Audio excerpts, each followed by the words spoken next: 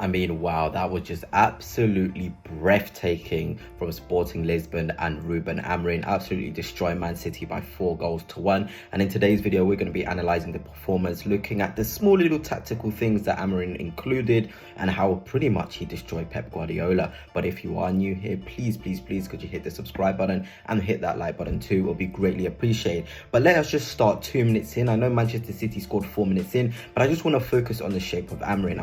I'm sure Manchester United fans, you're going to want to see how you set up defensively. And well, across that back five, Amorim settles into this, I won't say it's narrow, but in a sense, he tries to spread the back five across so they can deal with the winger threats. I think this was a really fantastic performance here from the right back. I think Araujo, he was absolutely incredible. Kept Savinho as quiet as he could. Sometimes you can't completely sort of minimize the quality of a winger, but he did so well, knowing when to step in, knowing when to be aggressive. All of this stuff, it's really nice to see. Quenda, more of an attacking player. I thought he was quite aggressive as well, defending out there against Nunes. Really love what I saw. But the way this back five is created, it minimizes the ability for Haaland to run in behind. And I feel like Diamonde really had a fantastic game, 1v1, dueling against Haaland. It's a really aggressive way that Amorim likes to play. His middle centre-back has to be a fantastic jeweler, has to have the ability to go 1v1 against the opposition centre-forward. And Diamonde was just absolutely incredible in this sort of sense. Then you have the two midfielders, and I feel like they caused a lot of problems for City because the likes of Rico Lewis in here, Foden, initially in the first half, they were finding pockets all over the park, but this got a lot more tighter. Morita and Humans, they were so close together, minimalizing the ability for City to play between the lines and find Rico Lewis and Foden. Obviously, this wasn't as effective in the first half, like I said, but they just grew into the game. It was just absolutely incredible to see. And, I'm sure United fans will see Humans here. He's a little bit deeper. He's the one that dictates the sort of defensive side of the two midfielders. Then you've got Morita, who gets a bit forward, is a bit adventurous. This is what Ugarte is going to be doing. This is what Mainu is going to be doing, and it's going to be a real joy to see. We saw Morita, gliding through, getting a bit forward, being aggressive, going into these nice pockets of space as well in attacking situations. And this is what Mainu is going to be expected to do. Then we look at the shape of the front three, really narrow, trying to go 1v1 against the centre back. That ball goes in there. Gonzalez, who was absolutely unreal, will go into there. Gyökeres is the press trigger. He's the one that starts to press. Then the inside forward / wingers, they then react, and it's just really good. Obviously, this first half, like I've said, it wasn't great, but second half it was bang.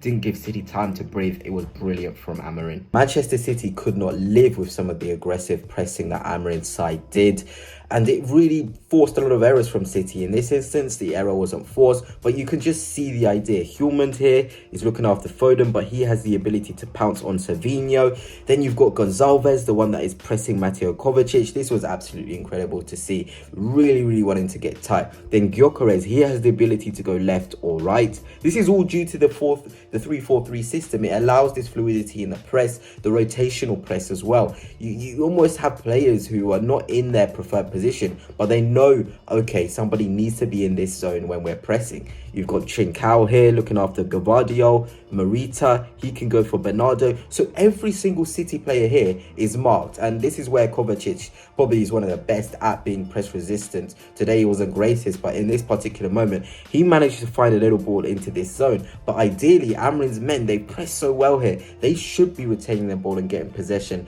And I don't think City got used to this, in the second half especially. I feel like this is where we saw the press more potent. In the first half, City did quite well, but second half, it was really well coordinated. Even Keita here, he's in this sort of position to mark the space of Matheus Nunes. So it's almost a man-to-man sort of press. Every man has somebody that they need to be marking and to sort of be putting the pressure on. And this is how Amorim likes to play. It's aggressive. Sometimes the top teams will play through you, but you've got to be prepared to have that risk in your game if you're going to score goals. I think you guys from watching the game will know how key the centre forward is in Amorim's system. And I've got 3 separate examples in the first half where the centre forward is picking up the ball in the same zones. Here's Victor Gyökeres in a position to go 1v1 Akanji. And this is what Amorim's system allows. He wants his centre forward to be driving in the lines, making making penetrative runs in the outside. This is how they drag opposition centre-halves in. Then you can see the number 20 there is in a situation where he can be inside, receive the ball and drive at one defender.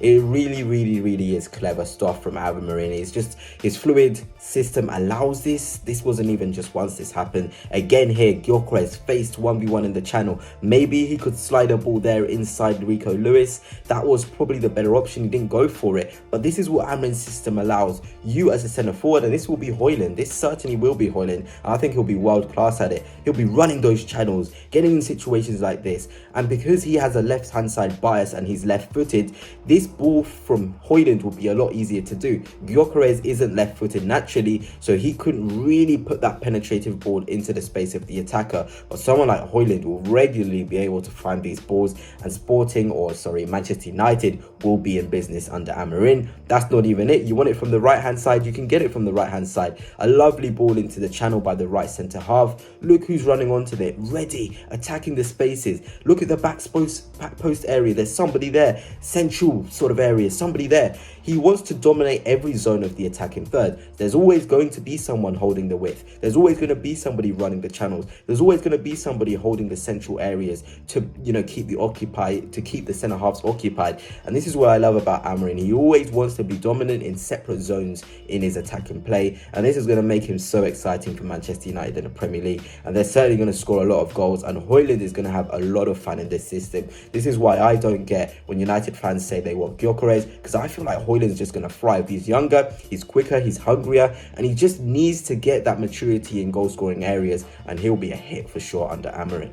Obviously, only 2 of the goals were from open play, and obviously 2 of them were penalties. But I do really want to hone in on this first goal initially before I get on to the next goal. And it's all about the rotations. I absolutely loved it. And United fans, you're gonna have to get used to your players rotating. Whether you're an inside forward in that front three of the 3-4-3, whether you are a wing back, you need to know the coordinations and the different rotations. Here, the ball comes into the right centre half, who plays it into the path of Kenda. His first intention is to drive inside the pitch. It really is fantastic stuff. I want you guys to know Kenda is 20 years old, and one of the players that I recommended in an earlier video that Manchester United must sign. He spots the movement of Gyökeres, and it's a fantastic weighted pass. But that's not even what I want to focus on. I want to focus on the switch and the rotation. I think it's Trincao.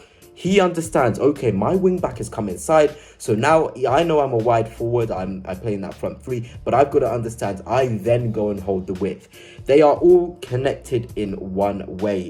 If you're going to be an Amorim system, you need to understand you have to rotate. Look at this close-knitness, this triangle sort of zone between these attacking players. It just creates confusion. Look here at Gvardiol here. He doesn't know whether to stick or twist because there's just been a quick little rotation like that. And Manchester United have a lot of clever players. Amad Diallo is a player I think is going to be really good at this in that inside forward role, rotating with a Mazraoui maybe coming in from the right or the left or wherever it would be. Or, even Anthony can be somebody who can do these sort of passes. I'm not trying to even, troll in a way, but there's so many opportunities for rotations. If you just have an eye for a pass, if you can see the centre forward on the shoulder, because Amorim ball as a centre forward you have to always be on the shoulder, and City could not deal with this at all. Gyökeres on the shoulder, the rotations from the wide players and the wing backs, it was just glorious to see. And even then you've got options on the other side of the pitch. Kenda could have opened it up and played it here, and I will tell you for a fact there is a wing back who's ready to burst and make it a 2v1 against Rico Lewis. This is what Amorim ball allows. Once they win it, once they are attacking you in that final third, getting into the final third, you are absolutely finished and cooked. And I think Pep Guardiola found that out today. And United fans, you're going to absolutely enjoy Amorim in this sense. Finally, I think the goal which I pretty much enjoyed the most is definitely this one by Araujo.